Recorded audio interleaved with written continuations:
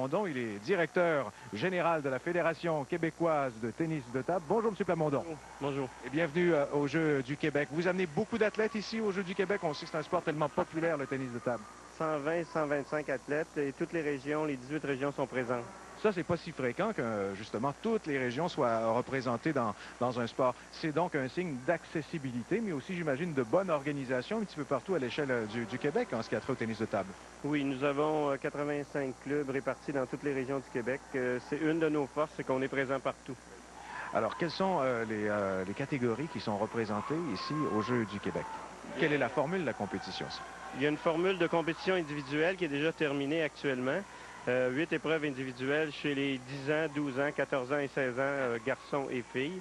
On voit que ça se déroule à l'école secondaire L'Envolée. Donc, si ces épreuves individuelles sont terminées, c'est donc dire que vous avez des champions, vous avez des gagnants à nous mentionner.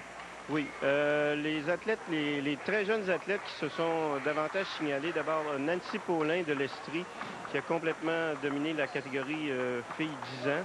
C'est une future vedette au niveau canadien du tennis de table, c'est certain. Elle est en avance dans son développement pour son âge de 2 ans au moins. Ils sont tout jeunes, là. Dites-nous un petit peu, justement, à quelle catégorie d'âge ça concerne. Ici, on voit justement Nancy Paulin en bleu, là, qui est dans l'épreuve 10 ans et moins. Alors, ça concerne les catégories 10, 12, 14 et 16 ans. Chez les 12 ans garçons, il y a aussi Pierre Dubé de l'Est du Québec qui s'est illustré avec une médaille d'or, qui est très solide dans notre réseau de compétition, Pierre Dubé.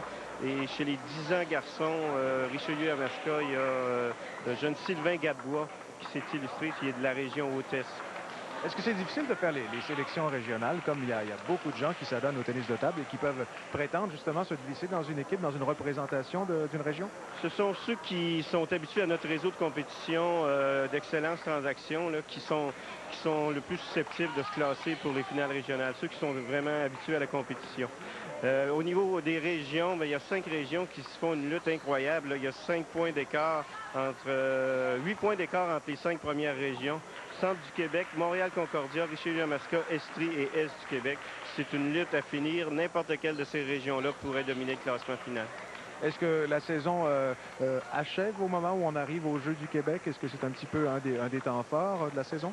C'est le moment fort pour les athlètes de développement. Par ailleurs, au niveau de l'ensemble de la saison, notre saison se termine début juin.